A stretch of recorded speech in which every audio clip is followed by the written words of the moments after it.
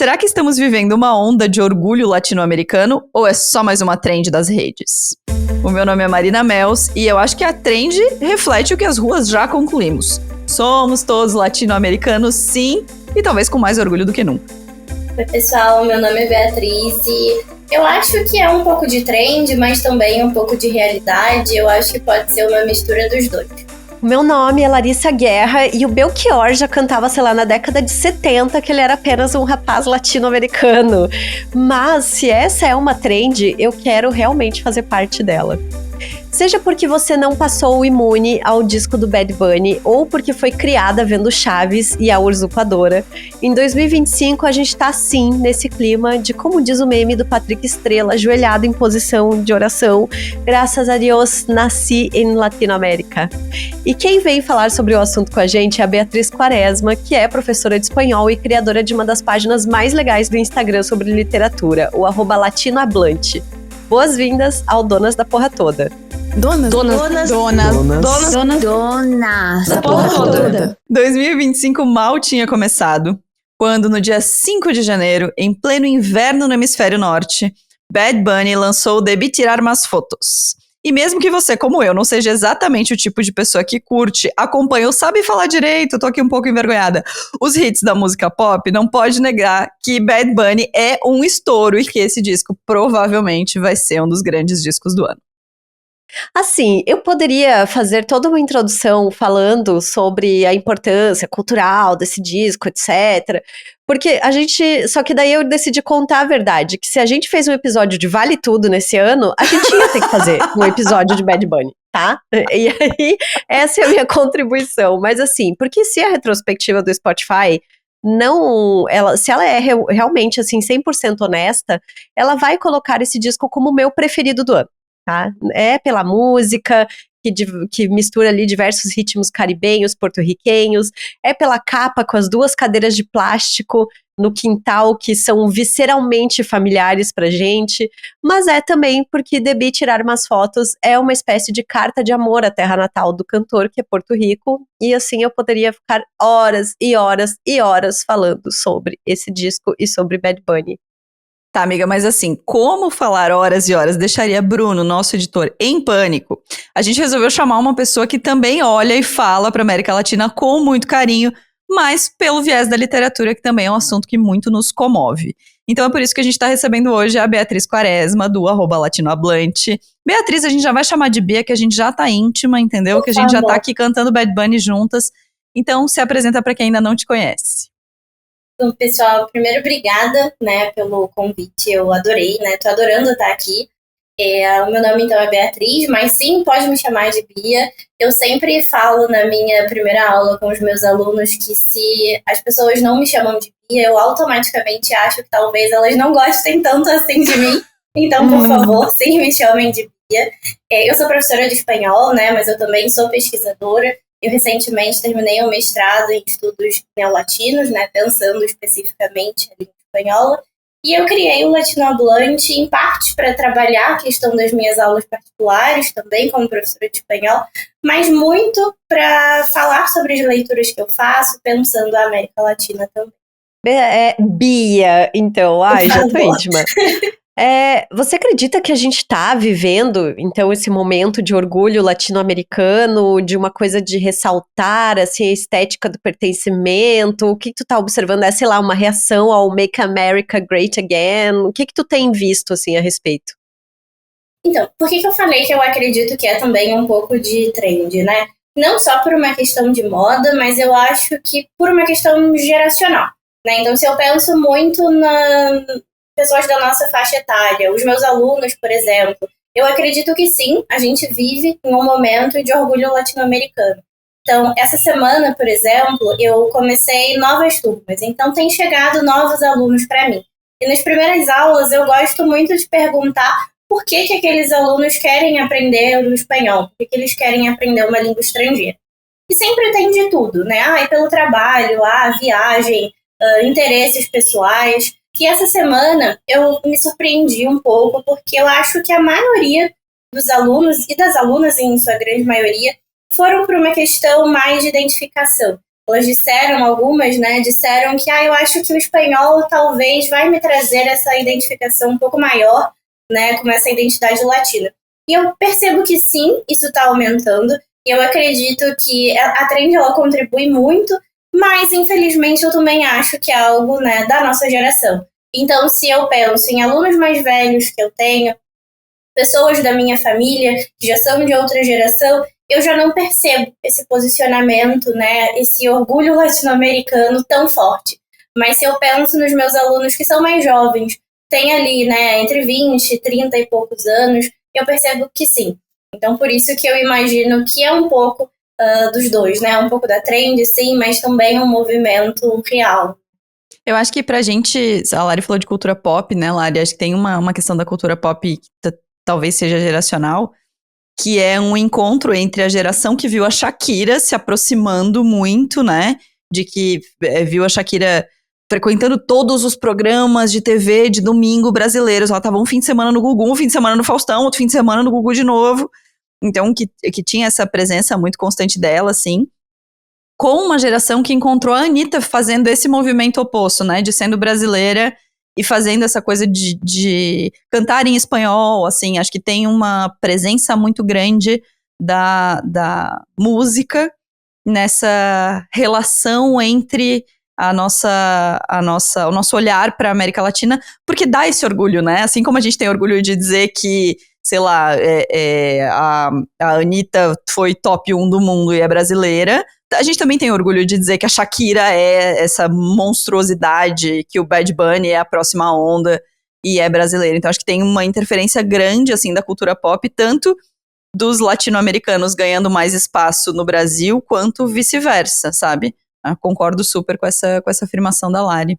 Eu tenho um pouco também a sensação de que essa trend, assim, de orgulho latino-americano é também, de certa forma, uma contraposição à trend das clean girl, sabe? Tem muito essa sensação, assim, de tipo, de por um lado, essa coisa de que, nossa, nós somos todas bonitinhas e maquiadinhas simples e não sei o que lá, e aí vem essa trend, pá, assim, é cor, é verão, é calor, aquilo que é super popular, assim, que nos identifica, e é cheia de ritmos, e assim, de tu, às vezes, ouvir um negócio, tu já pensar no cheiro que isso tem pra ti. Então, eu tenho um pouco isso pra mim, de que também, em parte, tem essa reação ao clean girl, a esse conservadorismo, a ideia do Make America Great Again, assim, eu acho que a gente tá ao minimalismo, né, amiga? Tem aquela coisa que bombou, que era latina demais pra ser minimalista, né? Exato. Viralizou, né, no TikTok.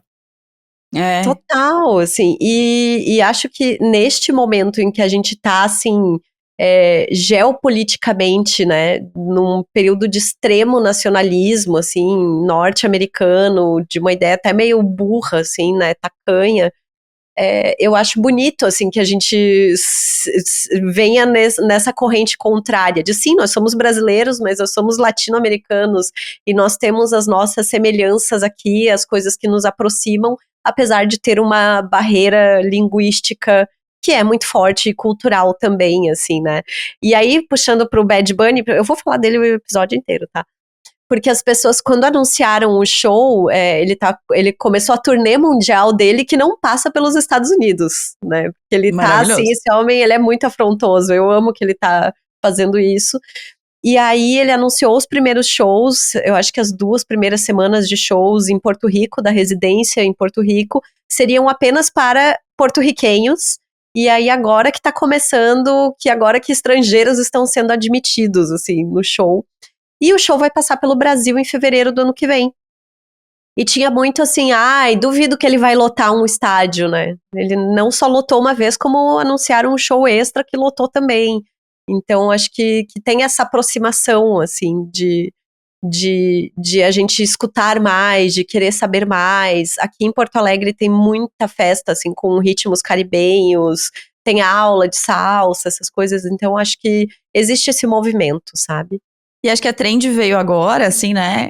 Bia, queria ouvir a tua opinião, assim, acho que a trend veio agora, mas é um movimento crescente desde o reggaeton, né? Quando a gente começou a ter, né, assim, festas, e as pessoas falando mais disso, E eu lembro de Avenida Brasil, quando tinha Oi, reggaeton, oi, oi. que começou isso assim, gente, o que é isso? Sabe? Uma coisa meio curiosa, assim, do que tá acontecendo? O que é isso? Isso é perto da gente, a gente não conhecia. Olha aqui a semelhança com a salsa, a semelhança com o forró, a semelhança... Sabe? Assim, como a produção cultural fez esse papel de aproximação que agora virou uma trend, porque teve um expoente tão capaz de mobilizar as pessoas quanto o Bad Bunny, assim. Faz sentido pra ti, Bia? Eu acho que não só o reggaeton, né? Mas se a gente vai parar pra pensar, eu, por exemplo, sou uma criança que cresceu vendo novelas, né? Assim, produções latino-americanas. Eu cresci com a minha avó. Então eram todas as novelas, Maria do Bairro, Usurpadora. Eu fui uma criança também que cresceu ali. Eu era bem criança na época, mas eu cresci ali vendo Rebelde também. Então eu acho que não só essa produção cultural musical, né, mas uma produção cultural também que vai ali pro audiovisual. E eu acho que ela vai ocupando outros espaços. E eu penso muito no que a Fernanda Torres falou com a promoção de Ainda Estou Aqui. A gente sente um pouco de pena de quem não conhece o que a gente produz. Então eu acho que quando a gente encontra uma produção cultural muito próxima com a nossa, né, seja com reggaeton, seja com a novela, enfim, eu acho que a gente se identifica não só pelo fato de ser próximo, mas também por ser pouco reconhecido. E eu acho que isso vai para outros âmbitos, assim, né? Então, se a gente pensa na própria questão do ser latino-americano, a gente tem a Rosalía, e aí a gente pode entrar numa questão, a Rosalía é latina ou não? E aí, a partir do momento que a gente vê a Rosalía ganhando, né, o Emmy, né, o Grammy, agora eu não lembro exatamente, latino, a gente se questiona, né? Por que então, né? É ou não é latina? Se a gente pensa na própria Cristina Aguilera, que é estadunidense, mas passou a cantar em espanhol, mas por quê? Né? Então, enfim, eu acho que a gente tem essa identificação não só de algo próximo, mas acho que também de algo que às vezes nos é tirado, assim, né? Então, eu sou latino quando convém. E eu percebo muito essa indignação dos meus alunos também, né? Então, eu acho que... Falei, mas fez sentido? Eu não sei se fez. Fez super sentido. Muito. Queria puxar o lance da língua, né, que a Lari já trouxe rapidamente, mas a gente tem essa ideia meio clichê de que o Brasil é aquele país que dá as costas para a América Latina, principalmente por conta do idioma, né? Uma pesquisa feita 10 anos atrás mostrou que só 4% dos brasileiros se consideravam latinos, e a média dos outros países da América Latina era 43%. Como você vê isso, Bia? Isso ainda existe? Isso está mudando? Os teus alunos trazem esse desejo de falar espanhol pelo desejo e não pela necessidade, né? Como essa forma de entendimento de que também faz parte da América Latina? Talvez eu até me repita, né? Eu sinto que sim, tá mudando, mas também uma questão de faixa etária. Eu já tive uma aula, por exemplo, que eu levei... Era uma aula em um curso, assim, de idiomas, mas era um curso que tinha como proposta ser um pouco mais acessível. Então, ele tinha públicos, né, alunos de diferentes faixas etárias, diferentes regiões, enfim. Então, era um curso aberto à comunidade. E eu lembro de uma aula que eu dei nesse curso que eu levei a canção Latinoamérica, do Calle 13. Não sei se vocês conhecem, mas eu sempre passo essa música em toda a aula, porque na minha cabeça é como se fosse um rito latino-americano. Você só é latino oficialmente depois que você ouviu essa música na aula de espanhol. E aí eu lembro de levar essa música e um dos alunos, assim, que era um aluno um pouco mais velho, quando eu perguntava qual era a diferença entre ser latino-americano e ser sul-americano, por exemplo, pode parecer algo óbvio, né? E eu lembro desse afastamento desse aluno, né? Nós somos sul-americanos, mas nós não somos latino-americanos. Quando a gente questionava o porquê, ia muito dessa ideia, né? Não, porque tem uma diferença, o Brasil é um pouco mais desenvolvido do que o país X, do que o país Y. E eu acho que a gente pode pensar, né, como algo... Não é culpa, né, desse aluno pensar dessa forma. A gente tem ali um plano, né, estrutural para que se pense dessa forma. É muito melhor se a gente se sentir próximo da Europa do que de outros países da América Latina, né? Então eu lembro desse aluno, que era um senhor já, né, ele fala, não, o Brasil é muito diferente, nós não somos latinos, os países latinos sofrem muito, não sei o quê, e o Brasil não, né? O Brasil não sofre, o Brasil não tem questões aí, enfim. Quando a gente pensa nessa questão da língua, é outro tema que faz sentido, né? Eu não sei se vocês, por exemplo, estudaram espanhol na escola. Vocês estudaram? Não. E muita gente não estuda. Então a gente tem um país de um tamanho continental, que é o único país que fala português no meio de vários países que falam espanhol, e não só o espanhol, né? A gente tem alguns países que, além do espanhol, têm línguas indígenas como línguas oficiais, mas, enfim, pensando especificamente no espanhol, é um país de tamanho continental que não tem essa proximidade com o espanhol. E a gente vê isso nas escolas. Eu tive espanhol na escola, tanto no ensino fundamental como no ensino médio. Mas a gente tem, em 2005, o espanhol que passa a ser um idioma obrigatório na escola, por isso eu tive, e por isso outras gerações não. A gente tem o espanhol como uma língua obrigatória até 2017. 2017 a gente tem ali o novo ensino médio, sai o espanhol. A única língua obrigatória é o inglês. Então faz sentido, né, que a gente tenha esse afastamento.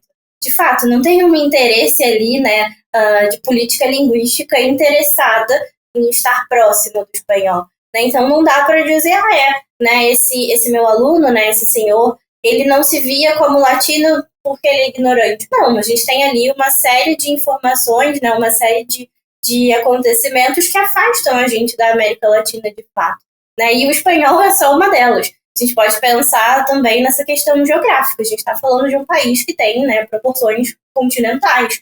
Então, de fato, a gente se afasta dessa identidade latino-americana, né? Enfim, se afasta, mas não totalmente, né? Eu acho que a questão da geografia tem uma coisa também que é interessante, que é o Brasil já é muito diverso. Acho que ao contrário, talvez, de um continente como a Europa, em que os países são como se fossem estados brasileiros, né, em termos de população, em termos de território, o Brasil já é muito diverso. Então, me parece que é mais uma camada, né, que a cultura latino-americana é mais uma camada para esse bololô, para esse delicioso fuzuê que já é grande, assim. Então, acho que também tem isso, né, não é tão simples desenhar o que é a cultura brasileira, porque ela é muito cheia de camadas, assim como não é simples desenhar o que é a cultura latino-americana, porque ela é cheia de camadas. Quando tu diz também, Beatriz, sobre a relação de que as pessoas no Brasil, elas se acham mais europeias, né?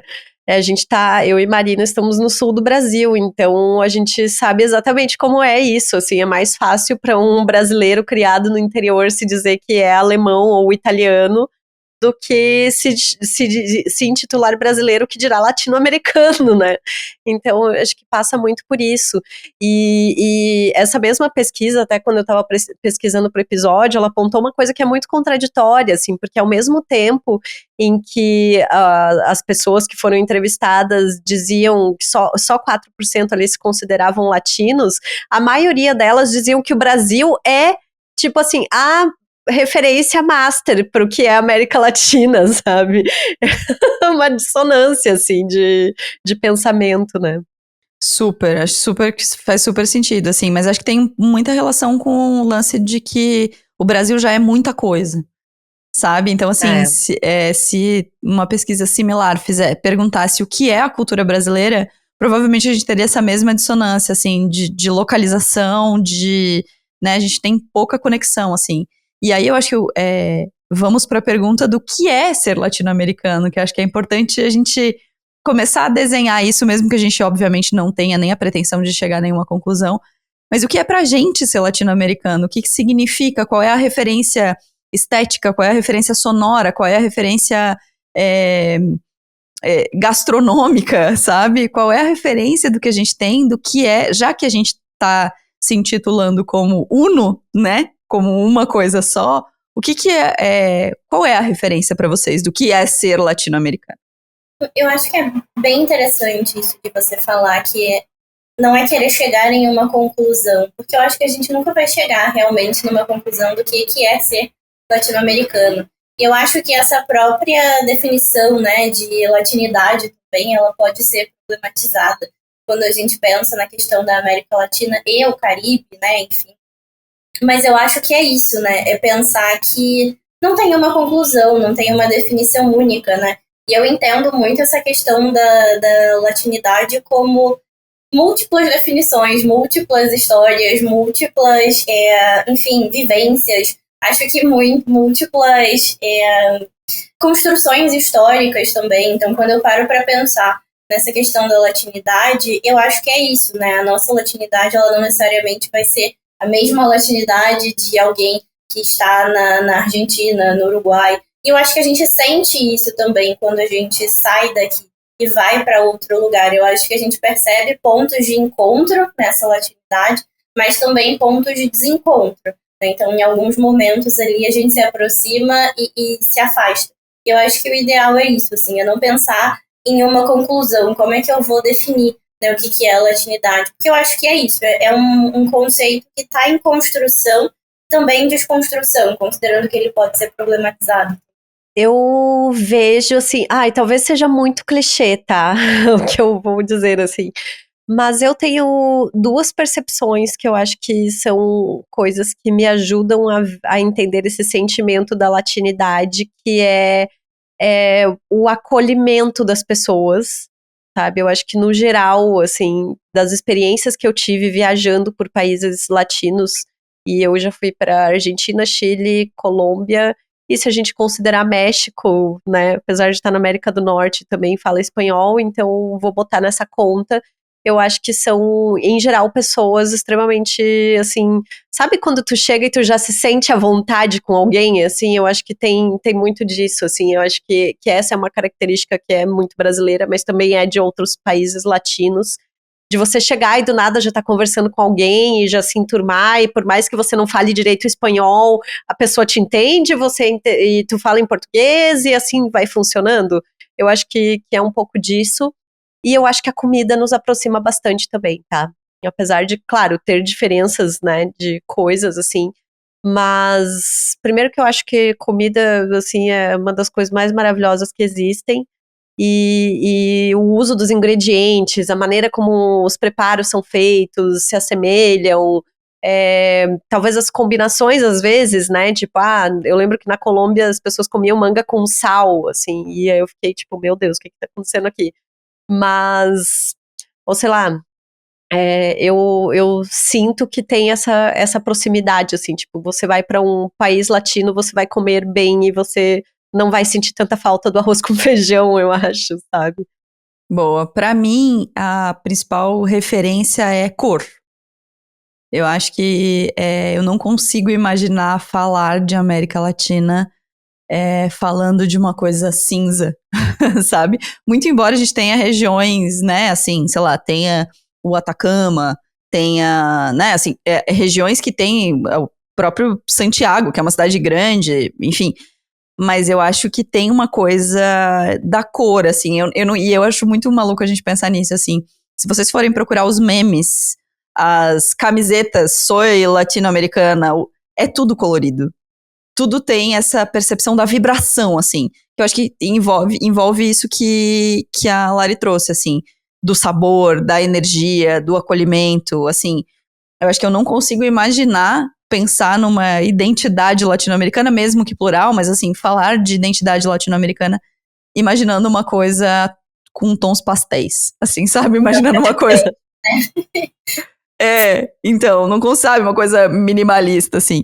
E aí, eu acabei de voltar de um evento em que eu vi 2 palestras sobre a América Latina e eu trouxe pra gente conversar 3 pontos que o João Monjarás, que é um especialista, enfim, em Latinoamérica, trouxe, que ele entende que são as características que nos unem, assim, que unem todos os países. Claro, no recorte dele do ponto de vista do empreendedorismo, do mercado de trabalho, né?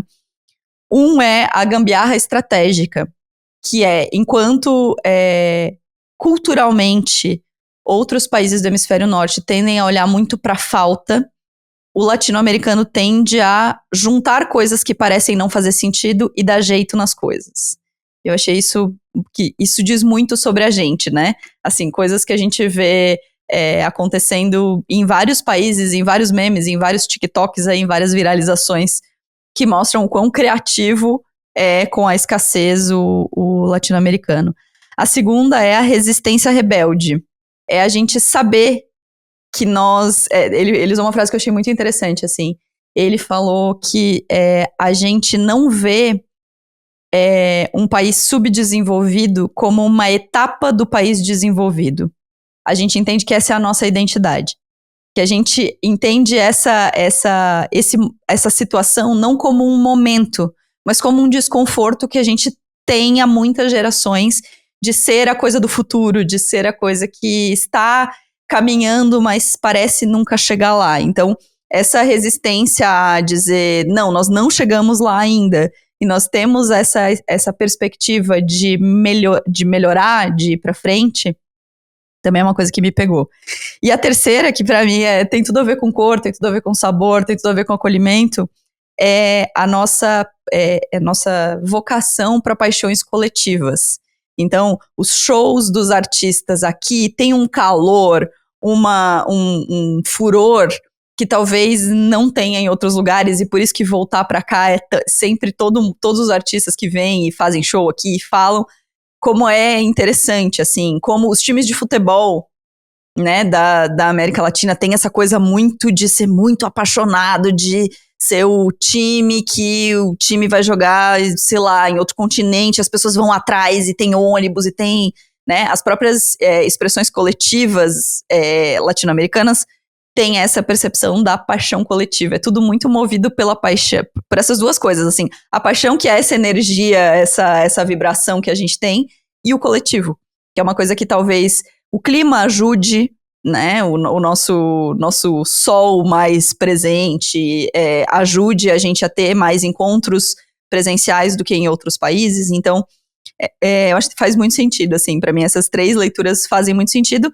mas obviamente ligadas ao empreendedorismo, ao mercado de trabalho, mas enfim. E aí queria saber da Bia sobre literatura. Tem alguma coisa na literatura que une a América Latina como linguagem, como forma, assim? Eu acho que com certeza, principalmente porque quando a gente fala de literatura, a gente está falando também dessa questão do realismo mágico, né? O que é surreal para outras pessoas, para a gente é cotidiano. Eu acho que para mim, quando eu paro para pensar nessa questão da latinidade da literatura, para mim foi algo que começou muito com a Mariana Enríquez. Não sei se vocês conhecem, se não conheçam, precisam conhecer, porque ela é maravilhosa. Ai, a dica da mesa de bar, inclusive, que eu vivo indicando no Donas, tá? Sou muito cachorrinha. Eu também, assim, sempre que alguém me pergunta algum livro para começar a ler literatura latino-americana, eu vou oferecer a palavra de Mariana Enríquez. E eu acho que, para mim, ela surgiu nesse lugar em que eu estava ali também me entendendo enquanto uma pessoa latino-americana. Eu já estava na faculdade, eu já tinha mais proximidade com isso, mas algumas coisas não eram muito claras para mim. Principalmente porque eu falei que eu cresci com os meus avós, né? Então eu cresci em um ambiente muito religioso também, e com algumas questões ali que para mim enfim, eu não conseguia me encontrar nelas. Até que eu conheci a Bíblia, nesse caso, né? As Coisas que Perdemos no Fogo, da Mariana Enríquez. Quando eu li aquele livro, eu me identifiquei em tantos contos, assim, eu identifiquei o bairro em que eu morava. Eu cresci numa zona periférica do Rio de Janeiro, curiosamente é conhecido nacionalmente por conta da chacina de Vigário Geral, né? Então, eu identifiquei o meu bairro ali em tantos contos, em tantas passagens, que foi quando eu comecei a perceber que algumas questões, elas são coletivas, elas não são individuais, né? Então eu acho que para mim foi muito com a Mariana Enríquez o que me fez ali entender a América Latina também, e como eu me insiro dentro da América Latina, né? Como nós estamos inseridas dentro da América Latina. E aí a gente pensa nessa questão, né? O que é absurdo para outras pessoas não é pra gente. E tem um conto da Mariana Enríquez, que é o meu favorito, apesar de ser horrível, que as mulheres, elas basicamente começam a queimar seus próprios corpos em forma de protesto. Elas não querem mais ser abusadas, elas não querem mais ser acusadas, e elas, então tá, então nós vamos queimar os nossos próprios corpos. Parece algo tão surreal, mas eu acho que se a gente para pensar, a gente já viu algo semelhante, né? Então eu acho que quando eu li esse livro, por exemplo, ele fez com que eu reconhecesse muitos campos, assim, da nossa vida, né, enquanto latino-americanas, enquanto mulheres também. E eu acho que enquanto pessoas que vêm da periferia, então eu acho que com certeza a literatura faz parte desse movimento.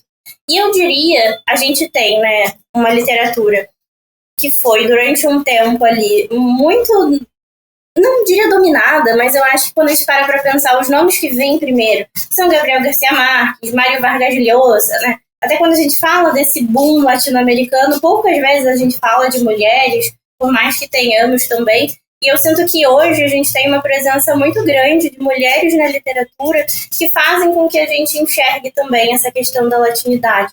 Claro que muitas vezes por outras óticas, né? Pensando ali que questões que nós, enquanto mulheres, compartilhamos mesmo aqui em países, em cidades, em bairros completamente opostos. Então, acho que sim, eu acho que a literatura, ela com certeza faz parte desse movimento. Pelo menos para mim, ela fez bastante, né? Então, acho que se não fosse a literatura, acho que muitas coisas eu teria tido um contato muito menor do que o que eu tenho hoje. Tá, e assim, além de Mariana Enríquez, para quem quer se inspirar, pensar, conhecer mais sobre a América Latina, sem recorrer, assim, exatamente a uma aula teórica, assim, sabe? A obras mais antigas, como tu falou, Gabriel Garcia Marques e tal. O que você recomenda? Eu acho que tem, então, né, as duas Bíblias latino-americanas, que seriam 100 Anos de Solidão e A Casa dos Espíritos, que eu acho que muita gente conhece, que eu acredito que são até livros que se encontram em muitos aspectos, mais um com uma perspectiva mais masculina e outro com uma perspectiva mais feminina. Mas além desses, eu acho que tem vários, assim, acho que eu poderia ficar uns 15 minutos aqui listando livros. Mas uma escritora que eu gosto bastante é a Fernanda Melchor, que é uma escritora mexicana. Inclusive, ela foi a única escritora que esteve naquela lista. Não que isso queira dizer alguma coisa, né? Mas, enfim, acho que é sempre importante a gente pontuar essas listas também. Foi a única escritora que apareceu naquela lista dos livros do século, do New York Times. Também é importante pensar porque outras escritoras, né, e outros escritores latinos, inclusive não teve nenhum brasileiro, não aparecem nessa lista dos livros do século. Mas a Fernanda Melchor apareceu com Temporada de Furacões. E no Brasil ela tem também Paradise, mas Temporada de Furacões é o meu favorito. Inclusive tem filme também, para quem for mais do cinema do que da literatura. E é uma história, assim, acho que assombrosa. Né? Eu já li que ela pensou em fazer algo mais jornalístico. Né? E disseram, Fernanda, não vai dar. Se você fizer, você correrá risco de vida. Né? Então trouxeram um pouco mais para o literário.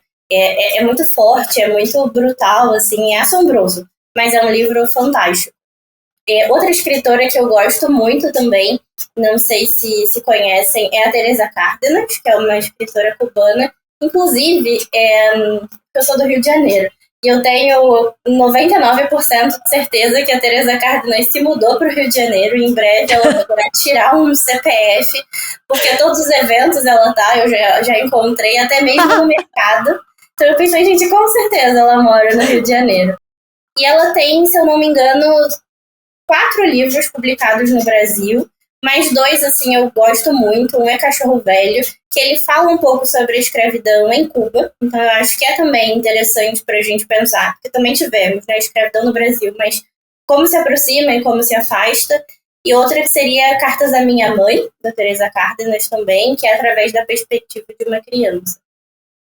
Esses ali, né, então pensando na América do Norte e Caribe, acho que vindo para a América do Sul, eu confesso que eu tento variar muito o que eu leio, mas eu acabo lendo muito mais Chile e Argentina. Então, pensando nesses países, o que eu recomendaria?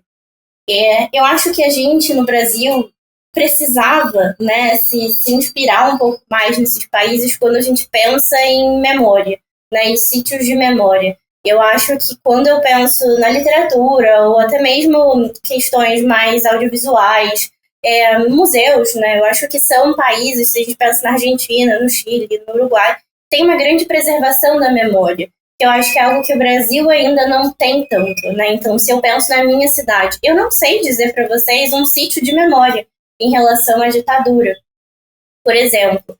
Nem mesmo na literatura, eu acho que é algo que a gente tem visto muito mais agora, por exemplo, com Ainda Estou Aqui, né? Enfim, mas é algo que eu sinto que esses países já têm há bastante tempo. Então, no Chile, por exemplo, tem algumas escritoras que eu gosto bastante. Uma delas é a Nana Fernandes, com o livro Space Invaders, que eu acho que vale super a pena. Ele trata ali a perspectiva das crianças durante a ditadura. Então, como foi, né? Você ser criança nessa época e você não entender por que os seus colegas somem. Você tá indo para a sala de aula dia após dia, por que aquela sua coleguinha não vai mais?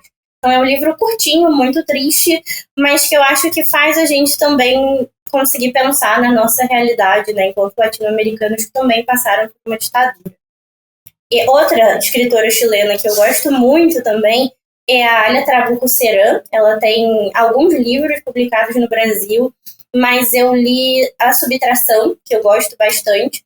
Também fala sobre a ditadura, mas pensando agora na perspectiva de adolescentes, que são ali filhos dessa ditadura, né? Eles tiveram pais que sobreviveram a essa ditadura e essas marcas, elas são levadas para esses adolescentes. Enfim, eu falei que eu poderia passar muito tempo.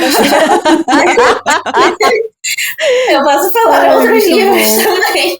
Então a gente vai fazer o seguinte, para você ter mais dicas de literatura, segue lá o @latinohablante, que lá tem um monte de dicas, um monte de coisas. Chama a Bia no privado e fala que viu no Donas, e aí ela segue essa lista maravilhosa, já anotei. Falando outros livros.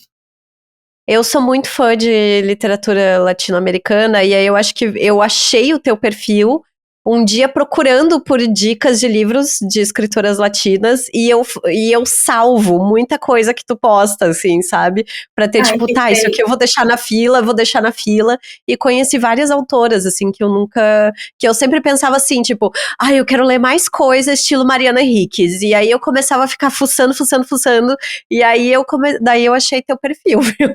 Mas vamos pra mesa de bar primeiro, que daí a gente continua. E é um esquema de pirâmide, né? Você descobre um livro, depois mais 5 e depois mais 10 e não acaba.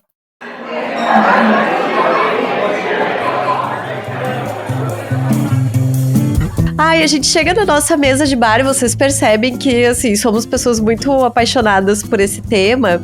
E eu quero aproveitar e lembrar vocês que a gente teve o nosso encontro do Clube do Livro nesta semana, que está hoje, no caso? Hoje no caso, dia 12 de agosto. A gente vai falar sobre Água Turva, da Morgana Kretzmann, ou já falamos, caso você não esteja ouvindo esse episódio, no dia 12 de agosto de 2025, porque o nosso Clube do Livro é parte das recompensas para quem apoia a gente na campanha de financiamento coletivo no apoia.se/donasdapetoda. O clube é junto com o Pós-Fácil, podcast da Stephanie Ceola, nossa amiga. O livro deste bimestre teve a curadoria dela.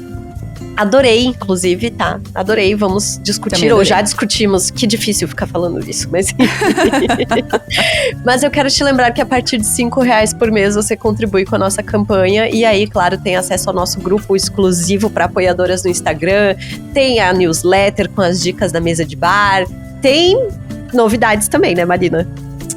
Tem novidades. Neste fim de semana, se você está ouvindo a gente na semana que esse episódio foi lançado, a gente vai ter um encontro com ouvintes aqui em Blumenau, em que a gente vai lançar uma novidade, na qual estamos trabalhando há muito tempo. Então, na semana que vem, vocês vão ter mais informações lá no perfil do Instagram do Donas, o @donasdapetoda. Mas nós teremos produtos do Donas, produtos muito legais, pensados cada um com muito carinho, com empreendedoras locais, e uma linha de produtos muito massa para você que não tem esse costume de apoiar em campanhas de financiamento coletivo, mas tem o desejo de ter algo do Donas na sua casa e ainda contribuir com o podcast. Então fica ligado lá no @donasdapetoda, porque vai vir novidade. Inclusive, as modelos dessa campanha são muito especiais, as mais especiais de todas. Então, prestem atenção por lá. E lembrando que custa R$0 seguir a gente no Instagram, compartilhar esse episódio, ir lá no Spotify, seguir a gente, dar 5 estrelas e toda aquela coisa que vocês já sabem que tem que fazer na internet para apoiar o conteúdo de quem você gosta. Então, fica com a gente também nas outras plataformas. Muito bem, Beatriz, já falamos do @latinohablante, mas por favor reforce aí o convite para que as pessoas conheçam o teu trabalho, para te chamarem para aulas, e se você quiser pode dar mais 2 dicas, tá? Bom, pessoal, para que eu não fique meia hora indicando livros, né? Então, vocês podem me seguir no @latinohablante. Eu tenho um clube do livro também, mas voltado para quem quer ler em espanhol e falar em espanhol. Então, se vocês são estudantes da língua espanhola e querem um espaço para trocar sobre língua e literatura, enfim, tem mais informações na página. E eu pensei também em uma dica que eu acho que vale super a pena, que na verdade são perfis de 2 amigos meus, que eu acho que para quem se interessa por história e América Latina vale super a pena. Um que é o Vinícius, do Latina Leitura. Então ele tem muitas dicas sobre... Ele é historiador, né? Então tem também essa parte mais histórica, mas traz muitas informações considerando a América Latina. E também o História Guardada, que é mais geral, não fala só sobre a América Latina, mas eu acho que também é muito interessante para quem quer conhecer um pouco mais do nosso panorama histórico. Bom, eu vou indicar... Eu vou recomendar o Instagram, @debitirarmasfotos, que é o perfil oficial da turnê do Bad Bunny, tá? E são as fotos, assim, mais lindas de shows que você vai ver, talvez no seu ano, talvez na sua vida. São fotos, assim, ó, é um negócio, meu Deus... Debi ter mais dinheiro, tá? Pra eu poder ir pra esse show, porque esse é um negócio que tá me dando uma fomo desgraçada, tá? De não ir assistir, e eu realmente não vou no show ano que vem também no Brasil. E aí, como a Beatriz já indicou a Mariana Henriques e já indicou a Isabel Allende, que eu amo, e já indicou a Fernanda da temporada de Furacão. Capaz, pelo amor de Deus. Temporada de Furacão, baita livro, tá? Pesadíssimo. Mas eu quero indicar um filme que é uma comédia que eu adoro, que eu assisto de vez em quando aqui em casa, que é o Odisseia dos Tontos. Tá disponível, se eu não me engano, na HBO Max. É um filme com o Ricardo Darín, que fala sobre um grupo de vizinhos numa cidadezinha argentina que resolve investir juntos, assim, eles criam uma sociedade para investir junto num negócio de silos, assim, e eles acabam sofrendo um golpe. E esse filme ele se passa bem na época dos congelamentos, das crises econômicas ali do começo dos anos 2000 na Argentina, assim. É um filme engraçadíssimo, ao mesmo tempo que ele é levemente desesperador, assim, e eu recomendo super. E aí eu vou roubar, tá? Nesse episódio. Porque eu também, a Marina sabia que eu ia fazer isso. Porque eu fiz uma playlist esses tempos atrás de música latina que eu tô ouvindo direto na academia, e aí eu vou deixar o link para as nossas apoiadoras, mas o nome da playlist é Latinas, e a foto da playlist é o Patrick Estrela ajoelhadinho, dizendo que graças a Deus nasceu na América Latina. Maravilhosas. Eu vou indicar 2 dicas, porque eu acho que fazer a gente olhar pra América Latina também faz a gente olhar mais pra quem a gente é como país, assim. E tudo que eu tenho visto, estudado, pensado, tem muita relação com olhar pra raiz ser uma grande tendência. É uma grande tendência estética, é uma grande tendência filosófica, é uma grande tendência em vários sentidos. Então, eu quero indicar a primeira página, que é um estúdio de design. Mas se você for seguir, você vai... Mesmo que você não trabalhe com nada de comunicação, você vai gostar, confia. Que é o Café Coado, o estúdio. Eu fui numa palestra deles em Minas, e eles são um estúdio de design dedicado a valorizar em todos os aspectos a cultura caipira. Então tudo deles tem uma relação muito próxima com a coisa da origem caipira, do olhar pro Mazzaropi e entender a relação do Mazzaropi com o Chapolin, sabe? E tem uma conexão muito bonita, assim, entre os caipiras latino-americanos que eles trazem muito nas obras deles. Então, o Café Coado é um estúdio de design super conhecido, eles fazem projetos muito grandes, com marcas muito grandes, tipo daquela sandália de borracha que a gente gosta de dizer que é brasileira, que viaja pelo mundo. Então, tem projeto deles lá. E a estética deles é uma estética muito massa de valorização do caipira. E eu acho que a gente olhar para a América Latina também passa por a gente deslitoranizar um pouco, a gente olhar um pouco mais pro interior, que é onde estão as nossas conexões desse universo. Então sigam lá o Café Coado, que é realmente um trabalho muito bonito. Eles ficam postando foto de armazéns pelo Brasil, de referências que não são necessariamente referências para quem é do design, mas para quem gosta de sentir esse quentinho no coração, de ver lá a balança antiga, como era antigamente, e ficar rememorando esse Brasil. E a outra é uma coisa que... um disco que eu tô apaixonada. Demorei pra me render, mas agora me rendi legal, me rendi pra sempre, me rendi ever. que é os Garotim, com o disco Os Garotim de São Gonçalo. Só toca isso na minha casa agora, menina. Eu vario entre Dominguinho e os Garotim de São Gonçalo. Tô nesse momento aí. Que é uma delícia, música soul brasileira, um grupo de vocal de homens, que é uma coisa que eu acho muito interessante sempre. Acho que tem uma coisa bonita de troca de masculinidade quando homens cantam juntos, assim, de um dar espaço pro outro. Acho que é sempre um exercício legal. Os Garotinhos, delícia, bota na sala, dança, bebe um vinhozinho sozinho em casa, que ó, delícia.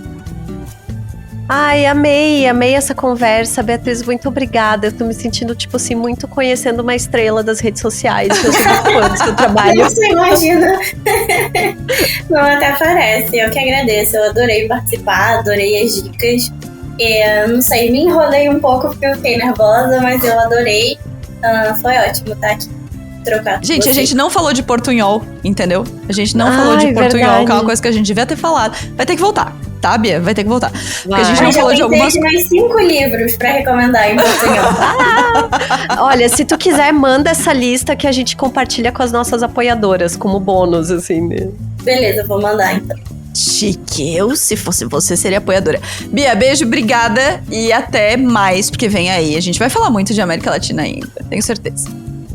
Tchau, gente. Tchau, pessoal. Tchau, gente. Obrigada. Beijo. O Donas da Porra Toda é uma produção independente. Produção, roteiro e apresentação, Larissa Guerra e Marina Mels. Edição e tratamento de áudio, Bruno Stolf. Mais informações no site www.donasdapetoda.com.br ou nas redes sociais no @donasdapetoda.